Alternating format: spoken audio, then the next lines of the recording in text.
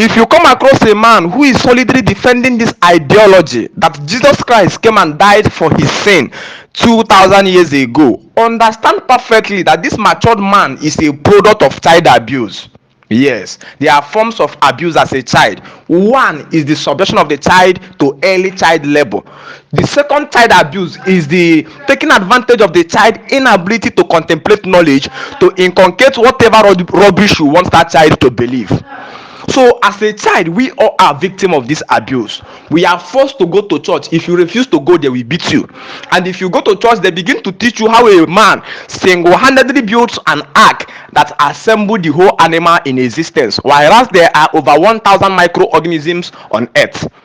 They begin to teach you as a child that a man sent Peter and says, go and open the mouth of a fish and take away money to pay for tax.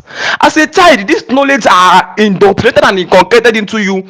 You lack the ability to contemplate them as a child. Now imagine if you did not know anything about Christianity. You are allowed to grow up to 18 years, and then somebody come to you now as a matured 18 years person and start telling you how a man molded human being with sound. Will you believe such reality? That is why if you come to the United States today, they banned early child indoctrination. Like in New York City, you don't teach a child any religion until the child becomes 18 years, so that the child can contemplate the sincerity of faith and then know the decision he will make. So if you meet somebody who is advocating Christ or preaching Christ, understood he was child abused just like us.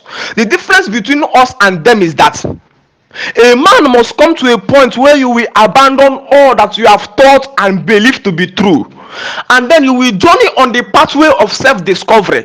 You will disappoint many, especially your parents, but then you will be guided by the still voice of your intuition. Then you will find the reality truth set apart for you. So the truth, the difference between us, that you eradicate fear and you underwent a personal self-realization journey. So if you understand this, if you are talking to somebody who is a Christian, deploy empathy. The difference between sympathy and empathy is that sympathy is a mercy or a compassion you have for somebody passing through pain, but empathy is where you are feeling the pain of the person.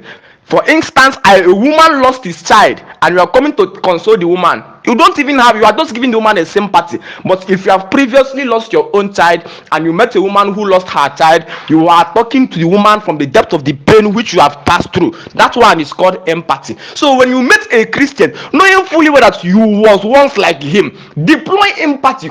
Compassionate love will whelm over you. Looking at that matured man as somebody who is a product of child abuse. He wasn't bad. He was just abused as a child. Because I don't want any system whereby we'll be preaching this message to create hostile enmity and violence.